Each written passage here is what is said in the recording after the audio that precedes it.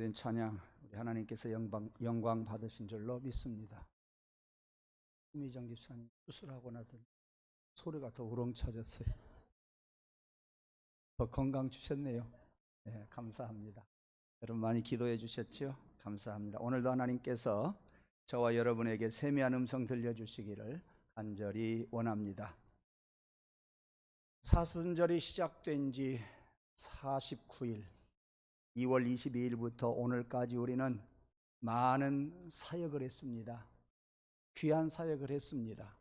여러분이 얼른 알지 못하는 아주 복된 사역을 하셨습니다. 그래서 우리의 신앙 회복을 위해서 많이 우리가 한 마음으로 노력해 왔습니다. 특별 새벽 예배를 드리면서 우리 가정과 우리 사회 그리고 우리 나라를 세워갈 청년들을 위해서 새벽마다 기도했습니다. 어른들과 우리 청년들 1:1 자매 결연을 맺고 어른들이 우리 청년들을 위해서 매일같이 하루에 한 번씩 중보 기도했지요. 그런가 하면 기관별로 3일씩 새벽에 나와서 우리 청년들을 위해서 기도했습니다. 아울러 이 사순절 기간 동안에 우리는 대신방을 실시하면서 가정마다 부모의 믿음 위에 자녀들의 신앙을 세우소서라고 하는 그런 기도 제목을 가지고 가정에 가서 차세대들에게 축복하고 그리고 말씀을 심고 돌아왔습니다. 이러한 여러분들의 간절한 기도, 우리 자녀들의 기도 언젠가는 반드시 세워지게 될 줄로 믿습니다. 여러분의 가정을 중심을 잡아주는 그런 청년들이 될 줄로 믿습니다. 아울러 우리 교회와 우리 나라가 청년들로 하여금 새로워지는 복된 그런 나라가 될 줄로 믿습니다. 그리고 이런 가운데 부활절 칸타타를 위해서 우리 찬양대원들 목이 쉬도록 목이 터져라 지금까지 아주 열심히 준비했습니다. 45일간의 특별 새벽 기도회를 위해서 수고하신 우리 구역장님들 그리고 성도님들께 감사를 드리고 특별 새벽 기도회 때 사회와 기도와 성경 봉독 그리고 고난주간에 각 기관별로 찬양을 준비해 주셔서도 정말 감사합니다. 찬양대원들 새벽에 나올라 밤에 나와서 찬양 준비하랴 다른 사역들 하랴 많이 바빴습니다. 피곤했습니다. 감사합니다. 너무도 감사합니다. 그리고 지난 고난주간에는 오늘의 경건 생활이라고 하는 그러한 조그마한 실천 운동을 펼치자고 제가 성도들에게 단톡 문자를 통해서 계속 오전 9시경에 보냈습니다. 월요일 날은 TV 시청을 자제하기, 화요일 날은 휴대폰 오락, 외식, 물론 고기 먹는 것을 자제하기, 삼가하기, 수요일 날은 부활절 칸타타를 통해서 새 은혜를 맛보고 그리고 내가 초청한 그 사람들 부활의 소식을 전하면서 복음이 전해지는 기회가 되도록 기도하기, 목요일 날은 성경 읽고 찬송하고 기도하면서 경건하게 보내자 하는 말씀 보내드렸고요. 금요일 날은 예수님이 십자가에 달려 죽으신 날이니 한 끼 정도는 금식하자 하는 말씀 보냈고, 그 다음에 마지막 어제 토요일입니다. 예수님이 무덤에 계시는 날이니까 우리 또한 입 다물고 마스크 끼고 항상 하루 종일 좀 말하는 것을 자제하자 하는 그런 말씀, 그런 경건 운동을 펼쳤습니다. 이렇게 사순절 49일 동안 우리는 두레박으로 깊은 물속에 있는 물을 퍼올리듯이 코로나로 잠자는 우리의 신앙을 깨우고 우리의 신앙을 떠올리는데 함께 노력해 왔습니다.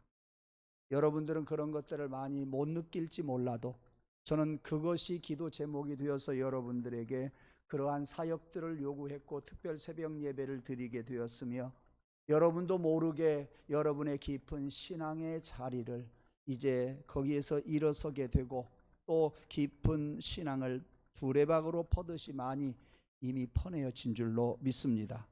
사랑하는 성도 여러분, 감사했습니다. 진심으로 감사했습니다. 신앙 회복되기를 간절히 소원합니다. 우리 모든 성도들은 이 사순절에 부활하신 주님을 여러분들이 맞이하고 영접하고 부활신앙을 갖기에 기도로 충분히 준비했다고 저는 우리 성도들과 함께 우리 예수님에게 그렇게 고백을 할 수가 있겠습니다. 정말 감사했습니다.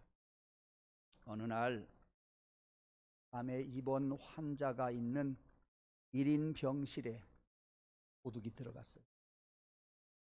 공면을 하고 이 도둑이 들어가서 환자 한 사람이 있는데 환자를 꽉 붙잡고 꼼짝 마라. 그러니까 이 환자는 갑자기 들이닥친 일이라 어쩔 줄을 모르고 누구십니까? 벌벌 떨면서 이야기합니다. 나는 도둑이다. 가진 거 모두 내놔라. 만약에 그런 걸 다 네가 내놓는다고 한다면 내가 너의 목숨만큼은 살려주마. 이런 이야기를 들었던 환자가 침상에서 화가 나가지고 벌떡 일어났습니다. 그리고 하는 말이, 아니 지금 누구를 놀리는 것이요? 의사도 나를 못 살린다는데 네가 어떻게 나를 살린단 말이냐. 조금 감동이 덜 오는 것 같아요. 근데 더 이상 말을 못 하겠어요. 어느 사형수가 몇 분 후에 사형을 당할 시간이 되었어요. 포송줄에 매여서 이제 끌려갑니다. 끌려가다가요, 이 사형수가 돌부리에 부딪혀 가지고 넘어질 뻔했어요. 반드시 이제 다시 일어서서 걸어가는데 그는 한숨을 쉬면서 하는 말이, 하마터면 큰일 날 뻔했네. 예, 그렇게 이야기를 하더랍니다. 사랑하는 성도 여러분, 사람은 누구나 죽기를 원하지 않습니다. 영원히 살고 싶어 하지요. 끝까지 살고 싶어서 우리 사람들은 안간 힘을 씁니다. 병든 자는 병든 자대로 고침받으려고, 건강한 사람은 건강할수록 더욱더 웰빙 하면서 좋은 음식 먹으려고 하고. 저는 오늘 또 준비를 다 하고 TV를 이렇게 한번 켜봤습니다. 음식, 그 식물 음식의 어떤 그 기적이라고 하는 프로그램이 나오는데 열심히 설명하고 있어요. 어느새 보니까 내가 거기에 쏙 빠졌어요. 왜 그럴까요? 오래 살라고. 왜 그럴까요? 건강하게 살라고. 이것이 우리 사람의 본성입니다. 그런데요, 이렇게 살아가고자 하는 우리들에게 오늘 부활하신 예수님이 오셨어요. 영원히 사실 부활하신 예수님이 오셔서요, 영원히 살 수 있는 길을 열어주셨어요. 네. 이런 부활절을 맞이해서 살아계신 우리 주님의 은혜와 축복이 여러분 심령과 가정 위에, 여러분 삶 위에 항상 함께 하시기를 간절히 원합니다. 1945년 세계 제2차 세계대전이 끝나는데 전쟁이 끝났다는 소식을 듣지도 못하고 필리핀 루방이라고 하는 섬에서 일본에서 온 오노다 하루시라고 하는 중위가 일본 군인이지요. 거기에서 전투를 하다가 살기 시작을 했습니다. 22살 때 일본군 장교로 이렇게 필리핀에 파견되어서 전쟁을 하다가 그 섬에서 전쟁이 끝나는 줄 모르고 계속 전쟁 준비 태세를 하고 산 것이 몇 년을 살았냐? 29년을 살았어요. 그는 전쟁이 끝난 줄도 몰랐고요, 일본이 경제 대국이 된 줄도 몰랐고요, 그는 지금도 적군이 쳐들어오면 같이 싸울 준비만 하고 긴장하면서 살고 있었습니다. 그런데 일본 사람들이 그 섬에 가서 그가 거기에 있는 사실을 알게 되었고, 그가 전쟁이 끝나서 그가 자진해서 나온 것이 아니라 일본 사람들이 가서 이제 전쟁이 끝났으니까 돌아가자 해서 오게 되었습니다. 여러분, 쉬운 2살이 되기까지 이 깊은 정글 속에 숨어서 살았던 이 사람, 젊음이 다 지나가 버리고 말았습니다. 얼마나 불행한 일이겠어요. 그렇죠? 이것만큼 불행한 일이 어디 있겠습니까? 내 청춘 내놓으라고 외쳐봐도 소용이 없지요. 그런데 이것보다도 더 불행한 일이 있어요. 그것은 뭐냐? 죄와 사망 가운데 살면서 그것이 죄와 사망 가운데 사는 줄도 모르고, 복음을 들어야 할 사람이 복음을 듣지 못하고 캄캄한 죄악 속에서 고통받으며 살고 있는 것, 그 사람이 더 불행한 사람이다 하는 겁니다. 이러한 사람들은 예수님이 인간의 죄악을 담당하신 것을 모르고 있단 말이에요. 예수님이 나를 위해서 십자가에 죽으셨다고 하는 것을 지금도 모르고 있다 그 말이에요. 아직도 죄와 사망에서 헤어나오지 못하고 죄와 사망의 노예가 되어서 끌려다니는 그런 삶을 살고 있다 그 말이에요. 왜? 부활하신 소식을 그가 알지 못하기 때문에 그렇습니다. 예수님이 왜 십자가에 달려 죽으시고 부활하셔야 했느냐 하는 것을 모르는 사람들이 바로 이 일본 중이와 똑같지 않느냐 하는 이야기입니다. 예수님이 인간의 죄를 용서하시고 십자가에 죽으셨다가 살아났다고 하는 이 기쁜 소식을 들어야 거기에서 헤어나올 수가 있지요. 죄에서 해방받을 수가 있고 사망에서 자유할 수가 있지 않느냐 그 말이에요. 네.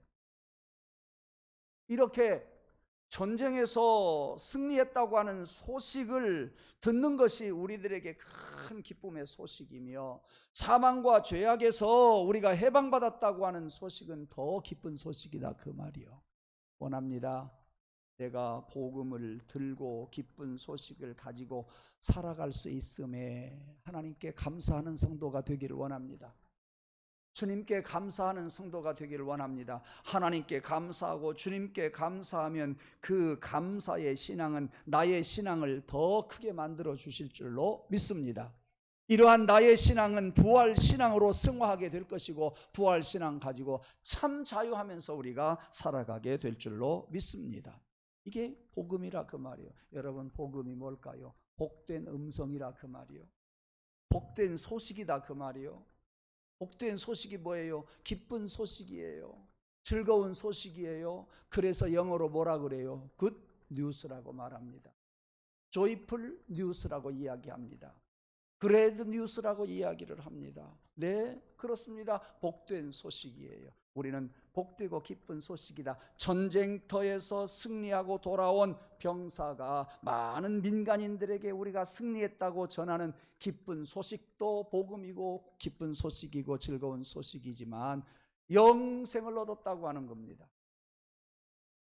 우리 주님이 우리에게 영생의 길을 열어놓으셨다고 하는 이 크고 기쁘고 즐겁고 영원한 소식이 여러분의 가슴에 기쁨으로 가득하기를 주의 이름으로 축원합니다. 예. 이러한 기쁜 소식이 여러분의 가슴을 꽉꽉 메우고 여러분 속에 부정적인 것들, 마귀의 역사들 오거든 그것을 물리칠 수 있는 믿음이 저와 여러분에게 있기를 간절히 원합니다. 그런데 사탄은 이러한 소식을 들으라고 가만히 놓아두지 않아요. 성경에도 나와 있어요. 오늘 본문에도 나와 있어요. 성경에 보면은요, 예수님이 죽으셨다가 무덤에 장사되었고 그 무덤문을 꽉 큰 돌로 닫아 놓았는데 그 옆에 서 있던 사람들이 누굽니까? 로마의 병정들입니다. 예루살렘 성전을 지키던 건장한 청년 둘을 갖다가 세워 놓았습니다. 그런데 사탄이 와서 이 로마 병정들에게 이야기합니다. 우리들이 여기서 지키고 있었지만 실은 시신을 도둑 맞았어. 예수 부활했다고 생각을 안 합니다. 사탄이 그렇게 시켰어요. 오늘 본문에 보면 세 여자가 향유를 가지고 와서 예수님의 죽으신 시신에다가 발라드리려고 가고 있습니다. 와서 보니까 안 계셔요. 흰 옷 입은 천사가 예수님은 여기 계시지 않고 부활하셨다고 말씀합니다. 그런데 어떤 사람은 이것을 일컬어서 사탄이 이야기하게 합니다. 그 향유가 얼마나 냄새가 많이 나는지 그 향유에 취해가지고 이 여자들이, 이 세 여자가 예수의 무덤에 들어간 것이 아니라 옆에 있는 무덤에 들어가 놓고 예수의 시신이 없어졌다고 부활했다고 이야기했다라고 말하는 사람도 있습니다. 그것뿐입니까? 제자들이 피곤한 몸을 이끌고 가서 잘못 보고 하는 소리다 라고 궁색한 이야기를 하는 사람도 있습니다.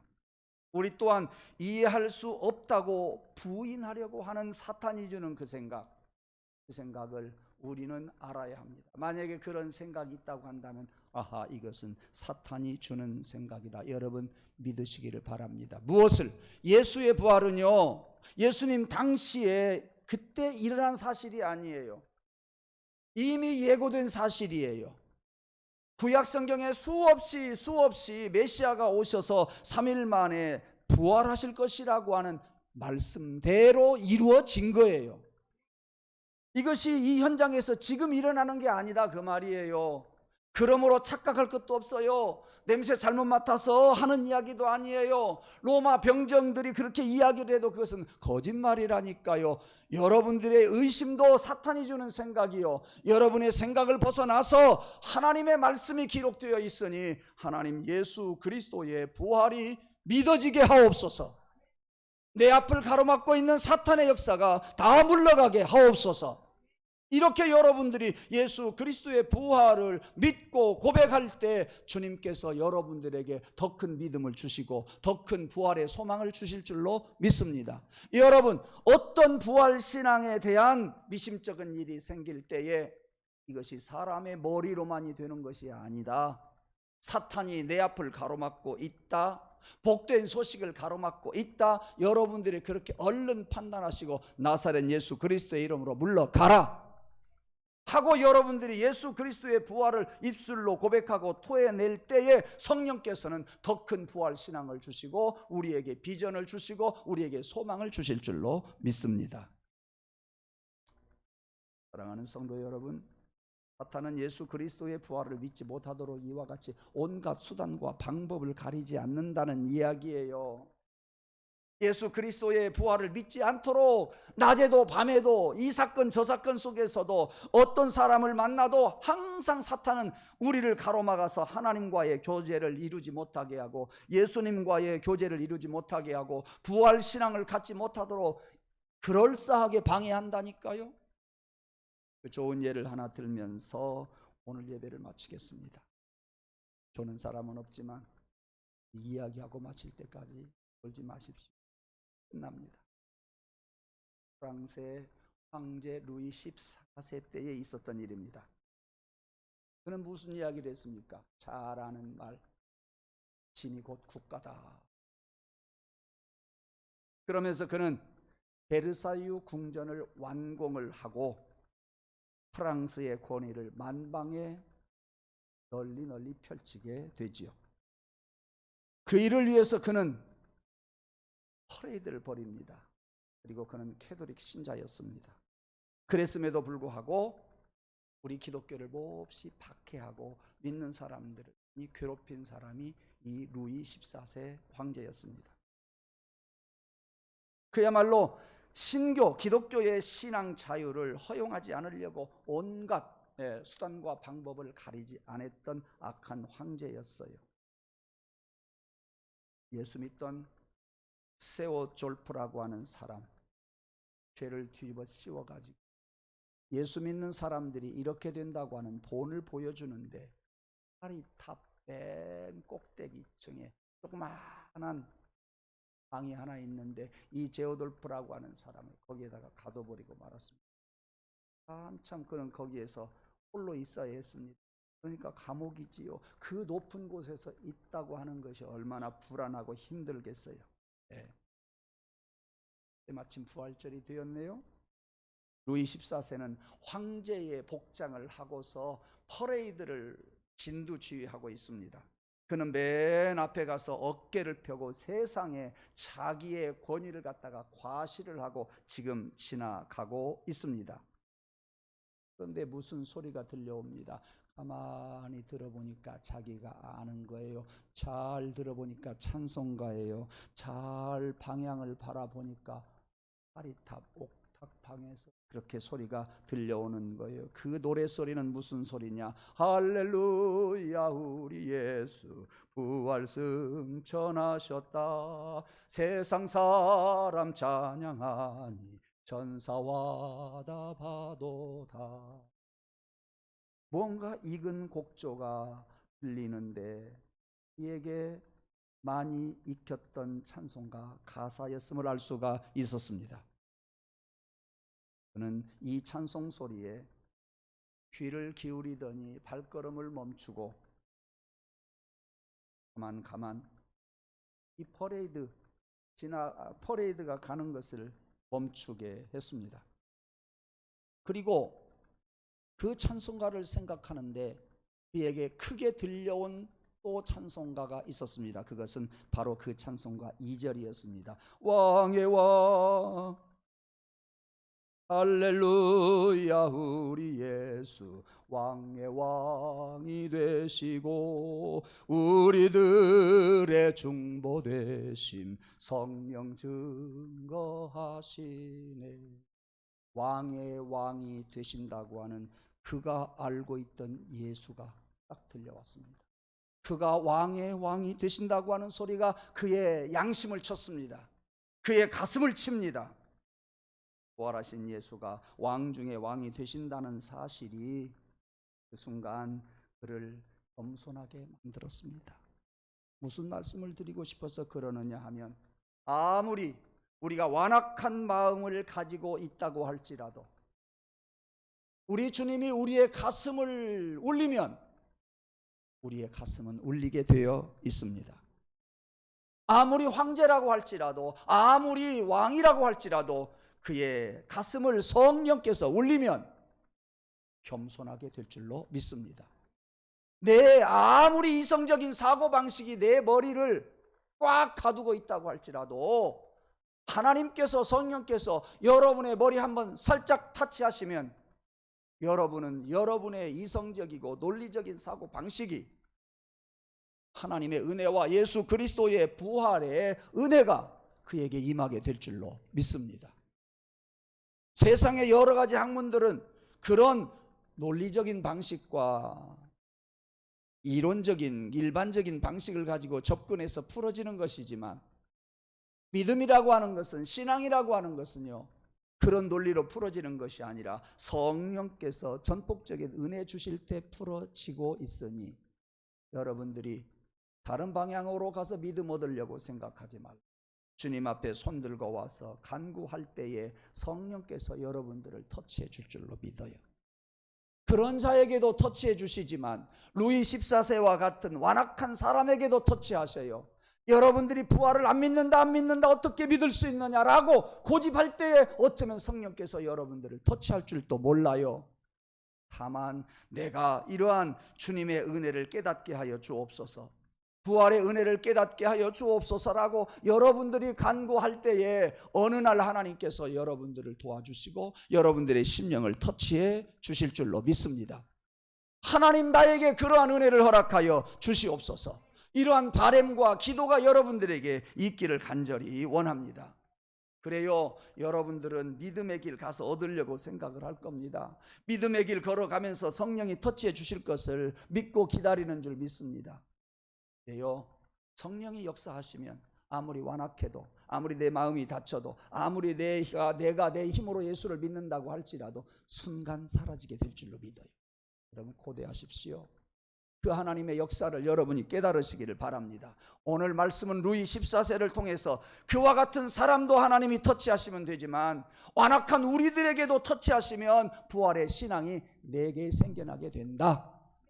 세상적인 것들로 가득 차 있지만 그러한 내 머리를 하나님이 터치하시면 나 또한 부활의 주님을 고백하면서 신앙으로 살아가게 될 줄로 믿습니다. 이러한 성도가 되기를 원합니다. 이것이 우리의 능으로, 우리의 방법으로 되는 것이 아니라 성령의 은사로 말미암아 되는 것입니다.